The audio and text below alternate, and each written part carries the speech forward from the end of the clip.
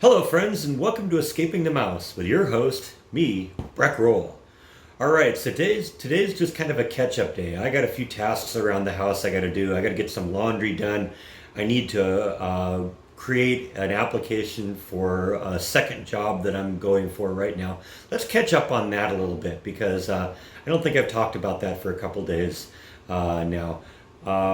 As you all know, I've been going after and been very excited about a job as a QA individual for a company. Now, it's been a couple weeks since that application was submitted, and I haven't really heard anything from them so far. So, I mean, it's possible they're just, kind of slow and kind of working their way through things, or it's possible they found somebody else. So, I haven't completely lost all hope on it, but at this point, it seems at least possible that that one went somewhere else. So, I did find I had another job kind of drop into my lap a few days ago, middle of last week, that seemed really interesting, and I applied for that a few days ago. And then on Friday, I got another lead on a very similar kind of a job for a competing company.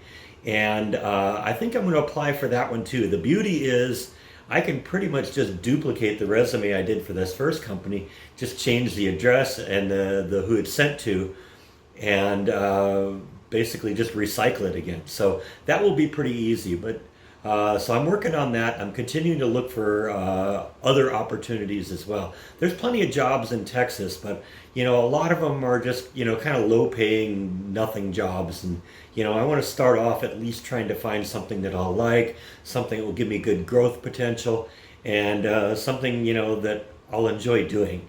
So I'm continuing to kind of look at it on that front. I also got some information in the mail about registering to vote. When I submitted my driver's license application, 2 months ago now, whatever it was, I also registered to vote at that point. And just today I got something in the mail that I don't know exactly what it is. It asked me to sign it, but it doesn't seem to be asking me to return it to them. So I think what I'm going to do right now is I'm just going to take the bull by the horns, and I'm going to go down to the the voter registrar office, and literally ask them.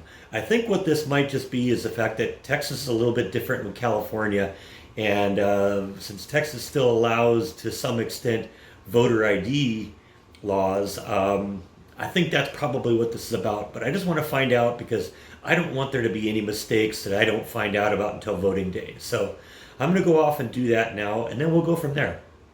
Now, as you no doubt remember from a couple days ago when I did the vlog about the 1953 tornado that blew through Waco, I mentioned that the tornado actually started south of town, blew all the way through Waco, and then ultimately hit downtown on the northern end of town.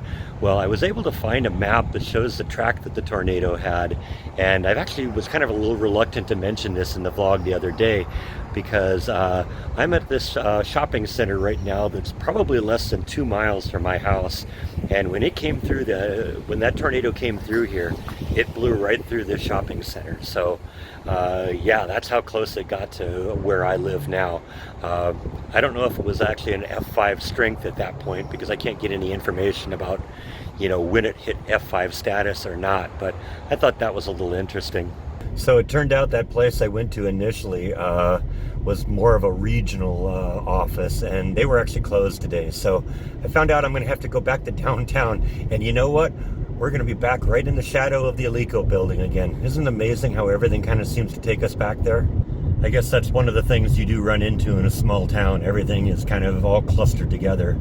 And that is one of the things I really like about Waco. It kind of has that small town feel, but it isn't really that much of a small town anymore because, most often when you go to a small town, at least the ones I'm experienced with, it really is a small town. There's like one main drag.